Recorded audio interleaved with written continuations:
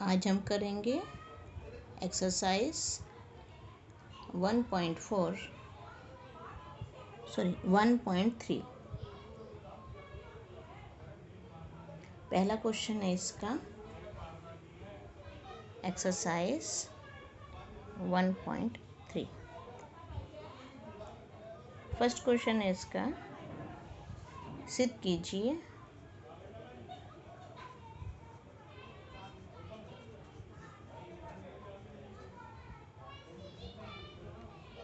√5 एक अपरिमेय संख्या है।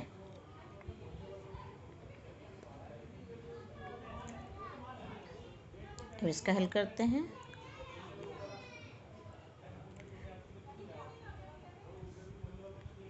हम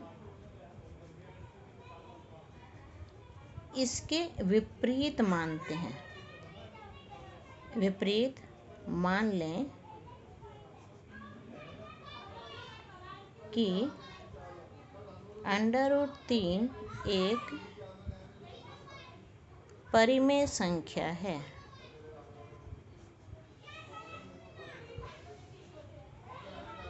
हमें सिद्ध करना है कि √5 एक अपरिमेय संख्या है। हम कहाँ से शुरू करते हैं? हम इसका उल्टा मान लेते हैं कि √5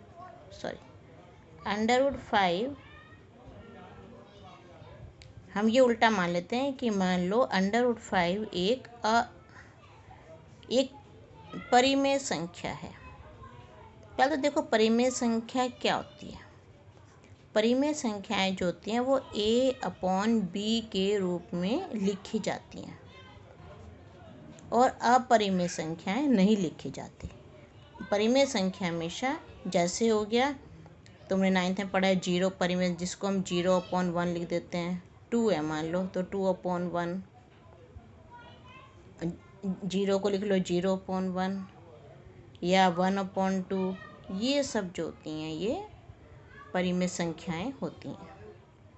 तो हमने इसका उल्टा मान लिया कि √5 एक परिमेय संख्या है। सीधा में करना है अपरिमेय संख्या है।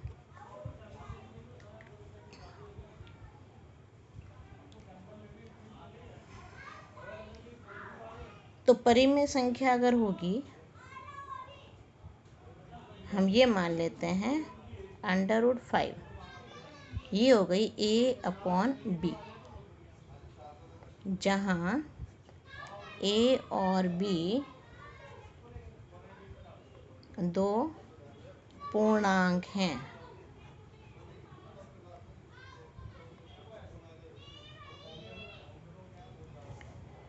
और दूसरी एक शर्त और होती है इसके लिए कि b 0 के इक्वल नहीं होना चाहिए। और इन दोनों में दूसरा एक और होता है कि a और b सहभाज्य संख्याएं हैं। सहभाज्य का मतलब क्या होता है?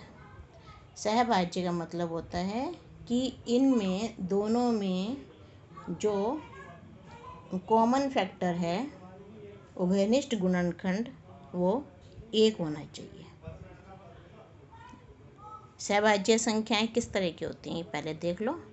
सहभाज्य होती जैसे 2/3, जो दोनों ऊपर वाला नंबर और नीचे वाला नंबर दोनों किसी एक नंबर से ना कट सके, ये ऐसी संख्याओं को हम सहभाज्य संख्याएं कहते हैं। तो अतः अब b को उधर ले जाओ, √5b is equal to a। दोनों पक्षों का वर्ग करने पर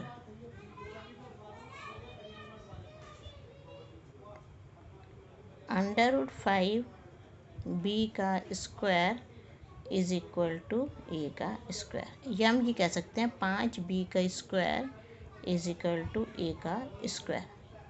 तो इसका मतलब क्या हुआ? हम इसको ये भी तो लिख सकते हैं b² ये 5 को नीचे ले आओ, मतलब ए स्क्वायर को अगर हम 5 से भाग करते हैं तो बी का स्क्वायर आंसर आता है। अतः ए का स्क्वायर 3 से विभाजित है।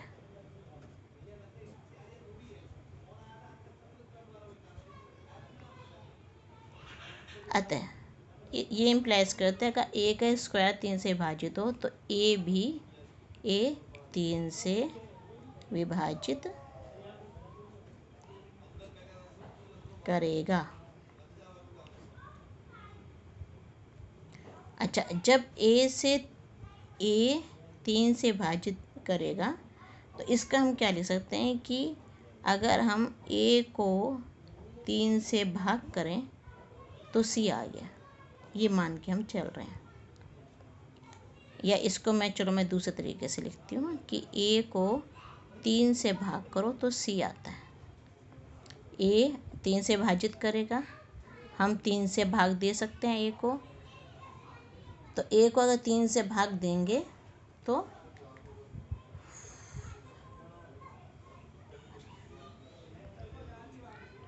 पाँच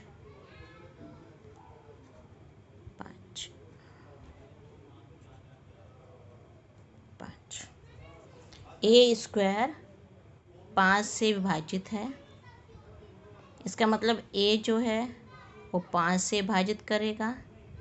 ए को अगर हम 5 से भाग करें तो सी आता है, इसका मतलब A is equal to 5 C. अगर इसका वर्क कर दें हम, वर्क करने पर A square is equal to 5 C का square, A square is equal to 25 C का स्क्वायर। अब एक हमारा ए स्क्वायर ये आया था, इसको कर दो समीकरण 1, ये एक ए स्क्वायर हमारा ये आया।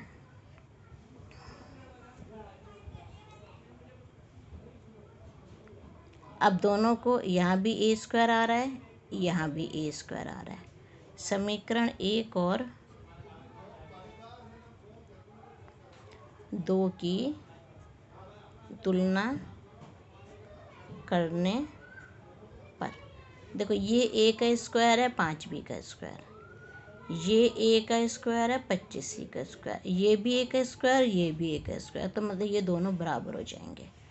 तो इन दोनों की तुलना करेंगे तो 5 बी का स्क्वायर बराबर 25 सी का स्क्वायर। इसका मतलब 5 बी का square is equal to 25 C का स्क्वायर। अब देखो फिर से, अब 25 को उसके नीचे लेके जाओ। अब 25 को इसके नीचे ले आओ, 5 बी का square upon 25 is equal to C का स्क्वायर, ये कटा 5।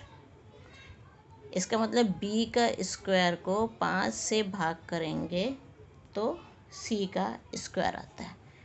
या तो इसका मतलब क्या होगा कि बी का स्क्वायर 5 से विभाजित है, इसका मतलब बी 5 से विभाजित करेगा। अभी हमने पीछे ये कहा था कि ए 5 से विभाजित करेगा, यहाँ हम कह रहे हैं कि बी 5 से विभाजित करेगा। अतः ए और बी दोनों 5 से विभाजित करेंगे, ये दोनों के दोनों 5 से विभाजित करेंगे। जबकि हमने इसको पहले कहा था, तो इसका मतलब क्या हुआ कि ए और बी दोनों में उभयनिष्ठ गुणनखंड 5 होगा। यही मतलब है इसका कि ए को भी हम 5 से भाग कर सकते हैं, बी को भी 5 से भाग कर सकते हैं, तो दोनों में उभयनिष्ठ गुणनखंड 5 होगा। जबकि हमने ऊपर ये माना था कि दोनों सहभाज्य संख्याएं हैं, ये मान के चले थे। तो इसका मतलब क्या हुआ कि जब ये दोनों 5 से भाग करेंगे, दोनों में उभयनिष्ठ गुणनखंड 5 होगा, तो इसका मतलब हो गया ए और बी सहभाज्य संख्याएं हैं। परंतु इससे इस तथ्य का विरोधाभास प्राप्त होता है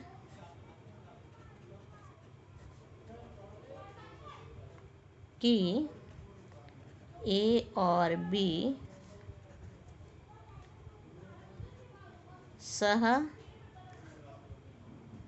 यहाँ वर्ड से करो, अभाज्य अभाज्य संख्याएं हैं।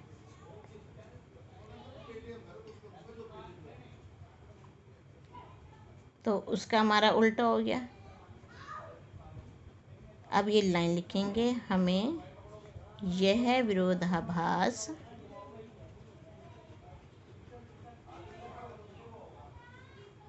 अपनी त्रुटिपूर्ण कल्पना के कारण, हमने कल्पना क्या की थी कि परिमेय संख्या है, ये हमने कल्पना करी थी। सबसे पहले लाइन लिखी थी कि √5 परिमेय संख्या है, तो ये हमने गलत कल्पना करी थी, ये हमारी त्रुटिपूर्ण कल्पना थी। अपनी त्रुटिपूर्ण कल्पना के कारण प्राप्त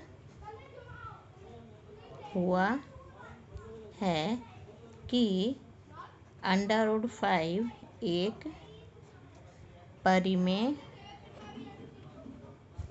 संख्या है। अतः हम निष्कर्ष निकालते हैं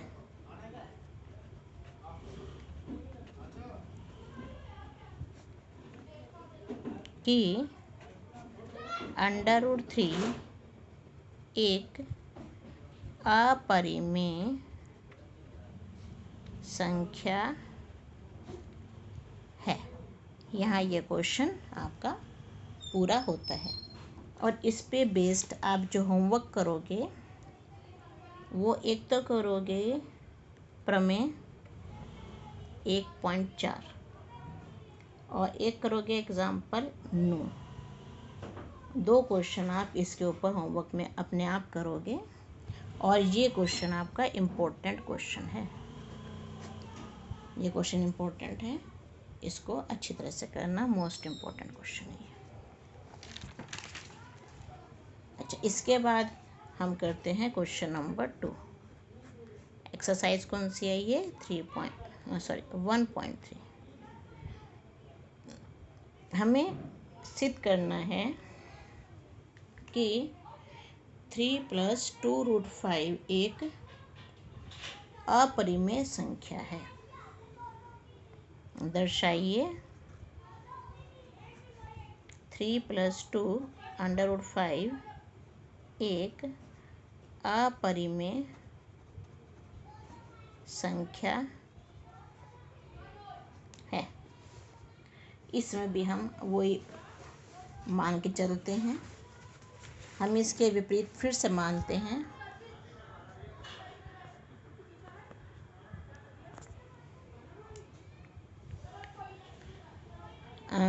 इसका हल करते हैं शुरू। इसके विपरीत मानने पर हमें दिया क्या है? अपरिमेय संख्या। इसके विपरीत मतलब उल्टा, विपरीत मतलब होता है उल्टा। इसके विपरीत मानने पर क्या मानते हैं इसके मानने पर कि 3 + 2√5 एक अपरिमेय सिद्ध करना है, ये परिमेय संख्या है, ये मान लो। अब तुम्हें पता है कि परिमेय संख्या किस तरह की होती है। ये होती है 3 + 2√5 जो है हमने a/b के उपकर मान लिया। a और क्या इसमें है कि a और b सह अभाज्य संख्याएं, सह अभाज्य।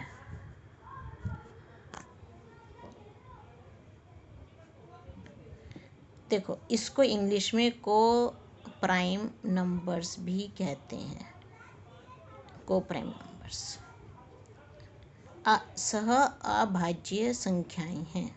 और दूसरा b जो है वो 0 के इक्वल नहीं होना चाहिए। दो बातें हैं, एक तो a और b सह अभाज्य। सह अभाज्य का मतलब क्या होता है? सह अभाज्य का मतलब होता है कि जैसे a और b सह अभाज्य हैं, सह अभाज्य संख्याएं कौन सी हैं? a और b। तो दोनों में उभयनिष्ठ गुणनखंड जो है वो गुणनखंड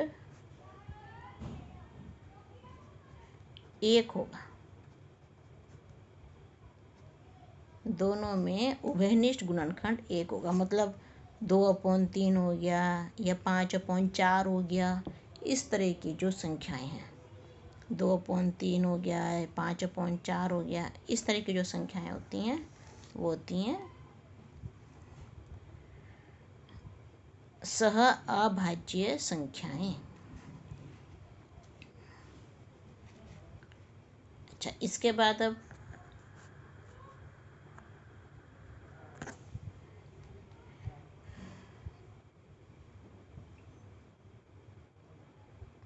इसको हम देखो, √5 को हम इधर रहने देंगे। 2√5 इज इक्वल टू 3 को हम इधर ले आएंगे, a/b - 3। 2√5 इज इक्वल टू ये b एलसीएम ले लेंगे 3b।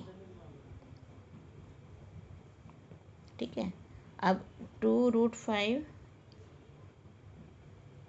इसको 2 को भी इधर ले आओ, a - 3b is equal to 2b। इसको फिर से लिख लो, a/2b - 3b/2b। b से b कटा, √5 इज इक्वल टू a/2b - 3/2। अब क्योंकि a और b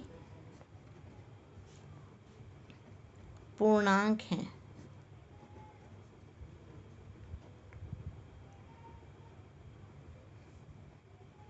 इसलिए a/2b और 3/2 दोनों परिमेय संख्याएं होंगी।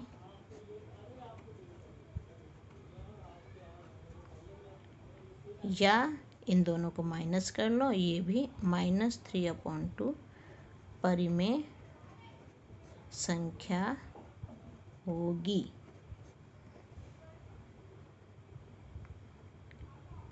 अब इधर तो हम कह रहे हैं कि ये परिमेय संख्या है, हम कह रहे हैं कि RHS में तो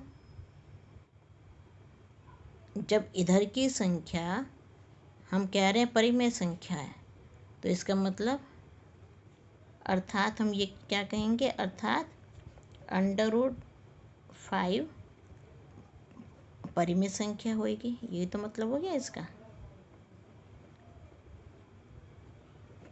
इसका मतलब √5 जो है वो परिमेय संख्या होगी।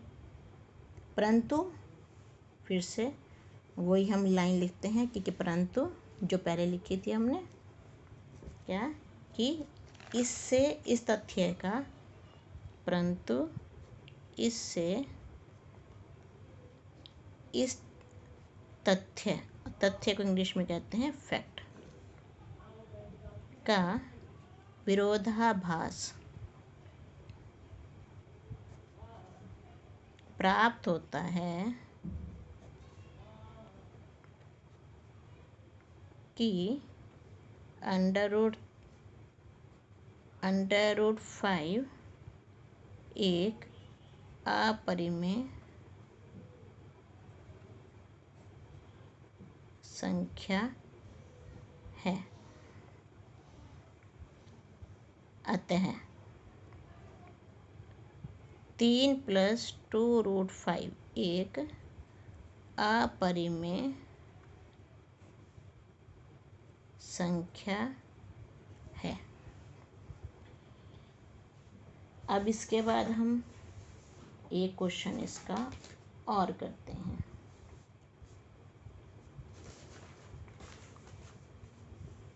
ये वाला हम करते हैं। अब थर्ड का फर्स्ट पार्ट हम करते हैं इसमें।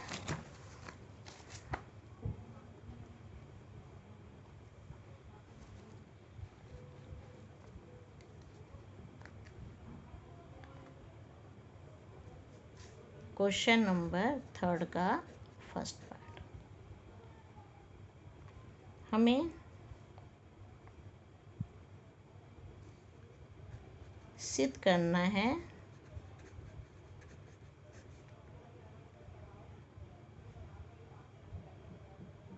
संख्या 1/√2 अपरिमेय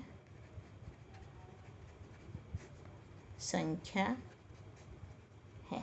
ये हमें प्रूव करना है। तो फिर से इसका हल में वही फिर से इसका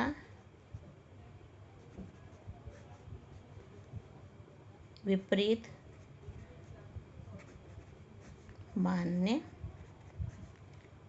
पर क्या मान रहे हैं इसका विपरीत कि 1/√2 एक परिमेय संख्या है।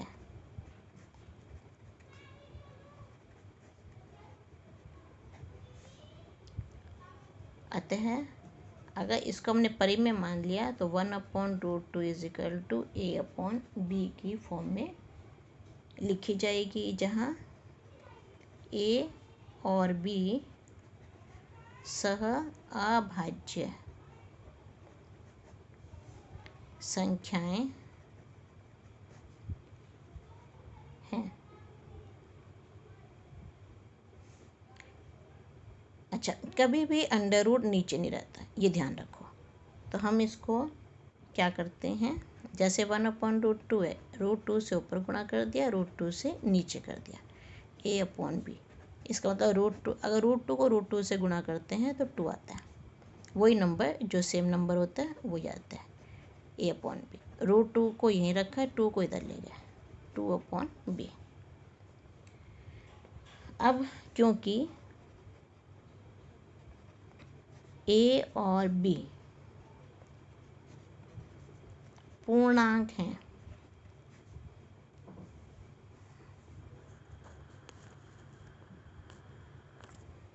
क्योंकि a/b पूर्णांक हैं, अतः 2a/b ये परिमेय संख्या होगी। जब ये वाली संख्या परिमेय हो गई, ये परिमेय, अब ये दोनों बराबर हैं, तो ये भी, इसका मतलब √2 परिमेय संख्या होगी।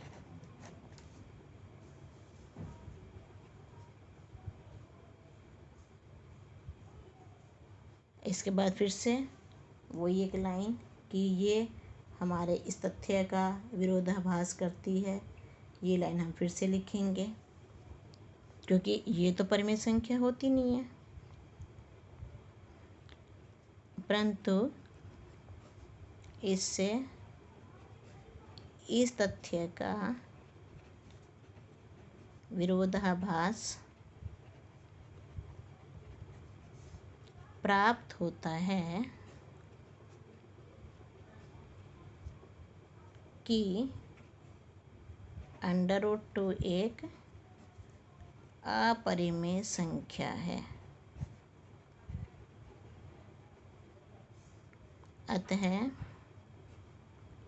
हम यह निष्कर्ष निकालते हैं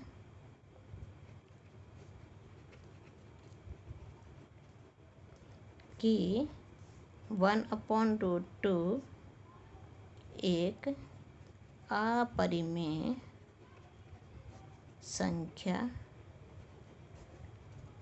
है। अब इसका होमवर्क जो है आपका, ये एक्सरसाइज 1.3 का क्वेश्चन नंबर, अब कौन सा छोड़ा मैंने, 3 का सेकंड और थर्ड पार्ट, ये आप होमवर्क करोगे। साथ में इसमें और होमवर्क कौन सा होगा, एग्जाम्पल 10, एग्जाम्पल 11, ये आप अपने आप होमवर्क में करोगे। Okay, thank you.